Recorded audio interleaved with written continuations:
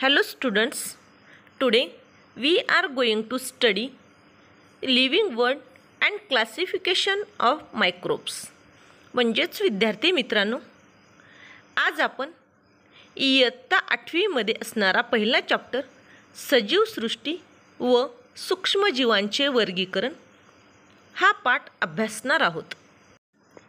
In this chapter, the biodiversity and need of classification, जैवविविधता व वर्गीकरणाची आवश्यकता, then 5 kingdom system of classification, पंचसृष्टी वर्गीकरण पद्धत, then characteristics of Monera, Protista and fungi, जे सृष्टी Monera, protista आणि कौके यांची वैशिष्ट्ये, then क्लासिफिकेशन ऑफ मायक्रोब्स, सूक्ष्मजीवांचे वर्गीकरण या घटकाचा अभ्यास करणार आहोत. Students, firstly we see what is mean by the biodiversity and why need of classification of its. म्हणजेच विद्यार्थी मित्रांनो, जैवविविधता कशाला म्हणतात आणि त्याचबरोबर वर्गीकरणाची आवश्यकता का भासली हे सर्वप्रथम आपण पाहणार आहोत. Students, biodiversity is a term used to describe the enormous variety of life on earth. म्हणजेच जैवविविधता हा पृथ्वीवरील सजीव सृष्टीच्या विविधतेचे वर्णन करण्यासाठी वापरला जाणारा शब्द आहे. and it can be used more specially to refer to all the species in one region on ecosystem. म्हणजे एका प्रदेशात किंवा एका इकोसिस्टीममध्ये सर्व प्रजातींचा संदर्भ घेण्यासाठी हे अधिक विशेषतः वापरले जाऊ शकते. Biodiversity refer to every living things including plants, bacteria, animals and humans. म्हणजेच विद्यार्थी मित्रांनो, जैव आणि विविधता म्हणजे सजीवामधील असणारी विविधता थोडक्यामध्ये. इन्क्लुडिंग प्लांट्स म्हणजे आपल्या सर्वांना माहिती आहे वनस्पतीमध्ये सुद्धा भरपूर विविधता आहे, जीवाणूमध्ये विविधता आहे, प्राण्यांमध्ये विविधता आहे, त्याचबरोबर मानवामध्ये सुद्धा खूप प्रकारची विविधता आहे आणि यालाच जैवविविधता असे म्हटलेले आहे. बायोडायव्हर्सिटी, जैव म्हणजे सजीव आणि विविधता म्हणजे वेगवेगळेपण, difference. Students, last year we learned that all the living organisms on the earth have adapted according to geographic region, food ingestion, defense, etc. While adapting, many differences are observed in the organism of same species too.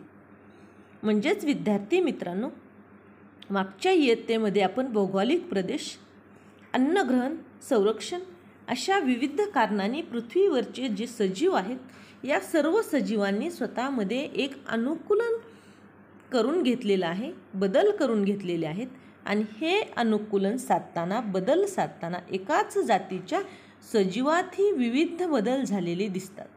Many difference are observed in the organism of same species too. According to 2011 census, around 87 million species of living organisms are found on the earth including land and sea.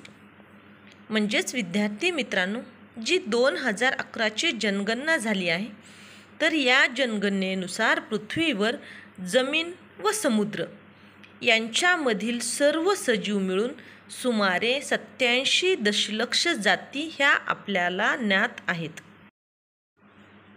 To study such vast number it was essential to divided into groups.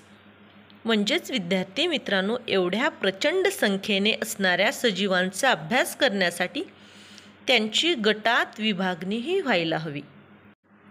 So groups and subgroups were created considering the similarity and difference among the living organism. म्हणजेच विद्यार्थी मित्रांनो, सजीवामध्ये असणारं साम्य आणि फरक लक्षात घेऊन त्यांचे गट व उपगट करण्यात आले. And this process of dividing living organism into groups and subgroups is called biological classification. म्हणजेच विद्यार्थी मित्रांनो, सजीवांचे गट व उपगट बनविण्याच्या या प्रक्रियेलाच जैविक वर्गीकरण असे म्हटलेले आहे. Robert Harding Whittaker was an American ecologist. In 1969, he divided living organism into 5 groups. तर विद्यार्थी मित्रांनो, हे रॉबर्ट हार्डिंग विटाकर हे अमेरिकन परिस्थितिकी तज्ज्ञ म्हणजे इकॉलॉजिस्ट होते. त्यांनी इसवी सन 1969 सजीवांची 5 गटामध्ये विभागणी केली. For this classification Whittaker considered some criteria. म्हणजेच विद्यार्थी मित्रांनो, सजीवांचे 5 गटामध्ये विभागणी करण्यासाठी, वर्गीकरण करण्यासाठी विटाकर यांनी काही निकष विचारात घेतलेले आहेत. तर ते पाहूयात की नेमकं कोणकोणते निकष हे विचारात घेतलेले आहेत. First criteria is complexity of cell structure. Prokaryotic and eukaryotic. म्हणजे विद्यार्थी मित्रांनो, विटाकर यांनी जो पहिला निकष विचारात घेतला आहे तो म्हणजे पेशीची असणारी जटिलता. आदिकेंद्रकी आणि दृश्य केंद्रकी पेशी यांचा अभ्यास केलेला आहे. त्यानुसार सजीवांचं त्यांनी वर्गीकरण केलेलं आहे. Second criteria is the complexity of organism unicellular or multicellular. म्हणजे विद्यार्थी मित्रांनो, विटाकर यांनी जो दुसरा निकष विचारात घेतला आहे वर्गीकरणासाठी तो म्हणजे सजीवांचा असणारा प्रकार. यालाच थोडक्यामध्ये आपण जटिलता असे म्हणतो. म्हणजे एकपेशी सजीव आहेत की बहुपेशी सजीव आहेत, या सजीवांच्या प्रकारानुसार त्यांनी सजीवांची असणारी विभागणी केलेली आहे. Third criteria is mode of nutrition. First plants autotrophic photosynthetic plant. म्हणजे विद्यार्थी मित्रांनो, तिसरा जो निकष आहे तो आहे पोषणाचा प्रकार. तर सर्वप्रथम वनस्पती या स्वयंपोषी आहेत. प्रकाश संश्लेषणाद्वारे त्या स्वतःचं अन्न स्वतः तयार करतात. Second one is the फंजाय. The mode of nutrition of fungi, that is saprophytic, means absorption from dead organism. म्हणजेच विद्यार्थी मित्रांनो, कवके जे आहेत या कवकांचा पोषणाचा प्रकार हा परपोषी आहे आणि ही कवके मृतावशेषातून त्यांचं स्वतःचं अन्न शोषण हे करत असतात. Third one is the animals. The mode of nutrition of animals is heterotrophic and ingestive. म्हणजेच विद्यार्थी मित्रांनो, प्राणी जे आहेत या प्राण्यांच्या पोषणाचा प्रकार हा परपोषी आहे. म्हणजे थोडक्यामध्ये प्राणी हे इतरांवर अवलंबून असतात, इतरांचं हे भक्षण करत असतात. The fourth criteria of classification is lifestyle. Plants is producer, animals is consumer and fungi is decomposers. म्हणजे विद्यार्थी मित्रांनो, विटाकर यांनी जो चौथा निकष विचारात घेतलेला आहे वर्गीकरणाचा तो आहे प्राण्यांची असणारी जीवन पद्धती, सजीवांची असणारी जीवन पद्धती. वनस्पती ह्या उत्पादक आहेत, प्राणी हे भक्षक आहेत आणि कवके हे विघटक आहेत. The fifth criteria of classification is phylogenetic relationship. Prokaryotic to eukaryotic and unicellular to multicellular. म्हणजे विद्यार्थी मित्रांनो, वर्गीकरणाचा जो पाचवा निकष विटाकर यांनी विचारात घेतलेला आहे तो आहे वर्गानुवंशिक संबंध.